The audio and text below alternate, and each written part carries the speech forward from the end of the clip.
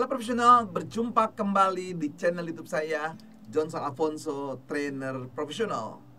Dalam serial video training tentang buku-buku yang saya tulis, saat ini saya akan sharing yaitu tentang buku saya tentang yang namanya Practical Communication Skill yang dibutuhkan banyak para profesional. Nah, tentu jangan lupa sahabat sekalian, saksikan video ini sampai selesai.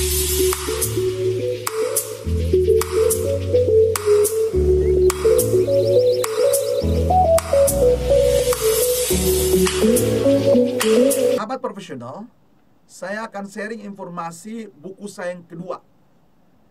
Buku ini saya terbitkan tahun 2014. Kalau buku saya pertama, Way of Thinking, ya, 2013. Kan 2014-nya adalah yaitu Practical Communication Skill yang saya terbitkan di Gramedia, grupnya Alex Media di sini ya. Dan buku ini tidak terlalu tebal, hanya 300 halaman. Lalu yang melatar belakangi sahabat sekalian, mengapa saya harus buku ini? Sekali lagi, karena saya sebagai seorang trainer yang sering memberikan pelatihan-pelatihan kepada perusahaan-perusahaan asing, perusahaan-perusahaan lokal, perusahaan BUMN dan sebagainya, yaitu khususnya tentang komunikasi. Lalu dari hasil training tersebut, mereka membutuhkan supaya ada bahan bacaan penunjang setelah mengikuti pelatihan saya. Itu sahabat sekalian yang melatar belakangi, yaitu memberikan pelatihan tentang komunikasi. Video ini sampai selesai dan ingat subscribe, klik loncengnya, beri tanda like, kasih komen positif, kemudian share video ini kepada sahabat-sahabat yang lain yang membutuhkan informasi tentang buku-buku untuk pengembangan dirinya. Dan saya akan lebih bahagia ketika saya bisa membuat video-video lainnya bagi kepentingan para profesional di Indonesia. Lalu apa yang saya bahas di buku ini? Ya, tentu saja secara konsep umum komunikasi. Proses komunikasi seperti apa, hambatan komunikasi, bagaimana Anda strategi dalam berkomunikasi. Seperti itu teman-teman sekalian. Kenapa? Karena memang komunikasi itu faktor tertinggi ya, kesalahan di dalam pengambilan keputusan di suatu perusahaan, atau kesalahan yang menjadi risiko paling terbesar bagaimana Anda berinteraksi dengan semua para pihak di suatu perusahaan. Lalu juga apa kelebihan dari buku saya ini yang tidak ada di buku lain? Yaitu di sini saya menulis buku ya komunikasi tentang komunikasi formal berbasis Horenso. Horenso di sini memang sistem komunikasi yang dipakai di perusahaan Jepang. Di perusahaan Jepang, guru Jepang, dan mereka sudah terlatih seperti itu. Nah, Horenso itulah yang menjadi acuan teman-teman. Jadi buku ini kelebihannya di buku saya di sini.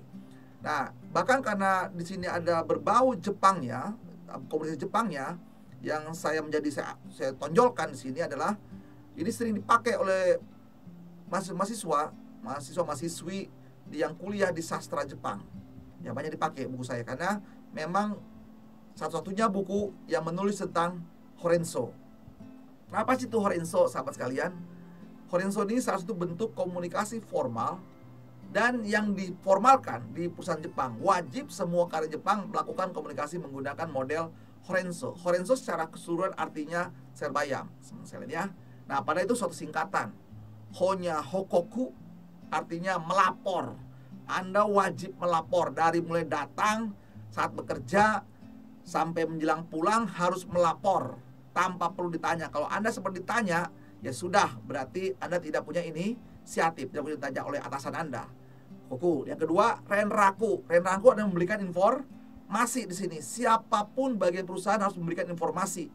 Apalagi informasi tersebut yang bisa berpotensi merugikan perusahaan atau juga memberikan keuntungan bagi perusahaan. Semua orang terlibat dan siapapun yang menerima informasi harus mengatakan terima kasih kepada pemberi informasi tersebut. Jadi saling menghargai. Dari sinilah muncul sense of ownership, rasa memiliki, karena ada tanggung jawab, semua berinteraksi. Begitu teman-teman sekalian. Nah, yang ketiga, Sokoku, Renraku, Shodan. Shodan ini adalah konsultasi, wajib konsultasi. Mereka tidak bisa memutuskan sendiri. Semua bekerja dengan tim. Nah, itulah teman-teman sekalian. Jadi, Horenso ini diperlukan sebagai sistem komunikasi yang digunakan di perusahaan Jepang supaya semuanya formal, semuanya jelas. Dan setiap profesional harus melakukan komunikasi menggunakan bahasa Horenso di perusahaan Jepang. Tetapi saudara sekalian, tidak tertutup juga bagi perusahaan-perusahaan lain. baik perusahaan swasta, perusahaan besar, kecil, karena wajib. Karena ini mengurangi risiko kesalahan, apalagi kesalahan itu, kesalahan lupa lah, tidak bisa lah, tidak melaporkan dan sebagainya. Jadi sahabat produser sekalian, Anda bisa membeli buku ini di kantor kami. Yang kedua, Anda bisa mengikuti pelatihan-pelatihan dengan saya tentang komunikasi, atau yang khususnya komunikasi Horenzo, yang sangat diperlukan bagi perusahaan-perusahaan supaya jangan terjadi lagi kesalahan dalam informasi atau komunikasi. Semoga sahabat sekalian, informasi ini cukup bagi Anda, bermanfaat bagi Anda. Dan saksikan video-video saya lainnya tentang komunikasi, bisa Anda lihat sahabat sekalian ya. Dan semoga Anda meningkat secara kompetensinya dan Anda lebih sukses di masa yang akan datang. God bless you.